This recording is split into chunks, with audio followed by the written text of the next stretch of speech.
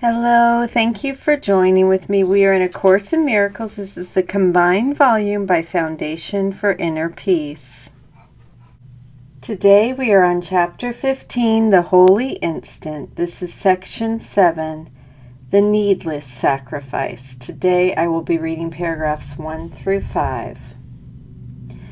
Beyond the poor attraction of the special love relationship and always obscured by it is the powerful attraction of the Father for His Son. There is no other love that can satisfy you because there is no other love. This is the only love that is fully given and fully returned.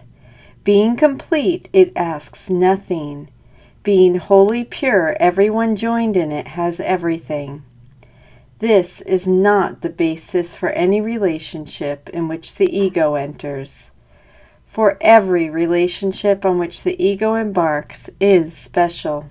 The ego establishes relationships only to get something, and it would keep the giver bound to itself through guilt. It is impossible for the ego to enter into any relationship without anger, for the ego believes that anger makes friends. This is not its statement, but it is its purpose, for the ego really believes that it can get and keep by making guilty. This is its one attraction, an attraction so weak that it would have no hold at all, except that no one recognizes it. For the ego always seems to attract through love and has no attraction at all to anyone who perceives that it attracts through guilt.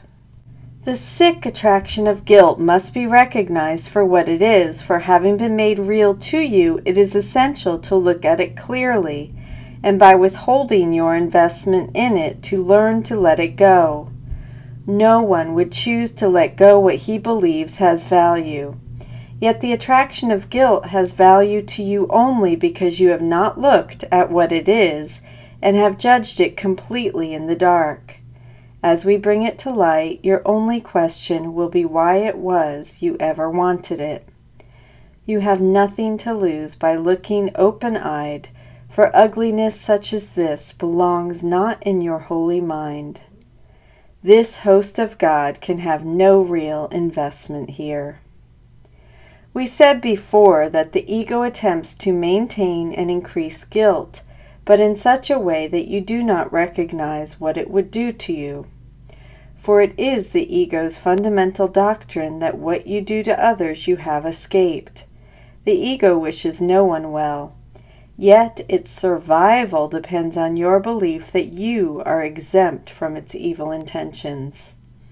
It counsels, therefore, that if you are host to it, it will enable you to direct its anger outward, thus protecting you, and thus it embarks on an endless, unrewarding chain of special relationships, forged out of anger and dedicated to but one insane belief, that the more anger you invest outside yourself, the safer you become. It is this chain that binds the Son of God to guilt, and it is this chain the Holy Spirit would remove from His holy mind. For the chain of savagery belongs not around the chosen host of God, who cannot make himself host to the ego. In the name of His release, and in the name of Him who would release him, let us look more closely at the relationships the ego contrives, and let the Holy Spirit judge them truly. For it is certain that if you will look at them, you will offer them gladly to Him, and what He can make of them you do not know, but you will become willing to find out if you are willing first to perceive what you have made of them.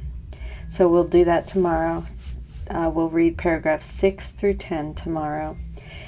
Thank you so much for joining with me. This is Chapter 15, The Holy Instant, Section 7, The Needless Sacrifice.